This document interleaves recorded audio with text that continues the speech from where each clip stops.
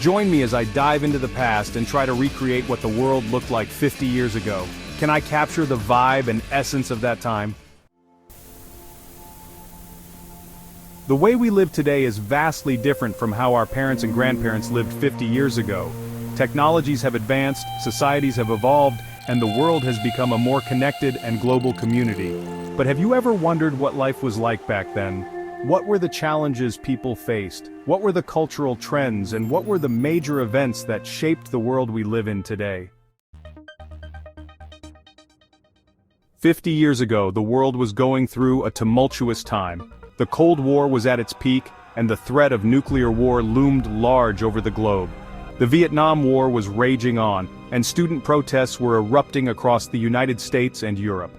It was a time of great social change, with the civil rights movement gaining momentum and the feminist movement starting to take shape. In many parts of the world, especially in the developing countries, poverty and hunger were rampant. The Green Revolution was just beginning, and food production was not sufficient to meet the demands of a growing population. Malnutrition and starvation were widespread, and diseases like smallpox and malaria were still prevalent. Many cities around the world were still recovering from the devastation of World War II, and urbanization was happening at a rapid pace. Cities were becoming hubs of economic activity, but they were also becoming congested and polluted. Air and water pollution were major concerns, and environmental degradation was just beginning to be recognized as a pressing issue. The 1970s were a time of great cultural change. Bell-bottom jeans, platform shoes, and big hairdos were all the rage. Disco music was dominating the airwaves, and iconic movies like The Godfather and Star Wars were being released.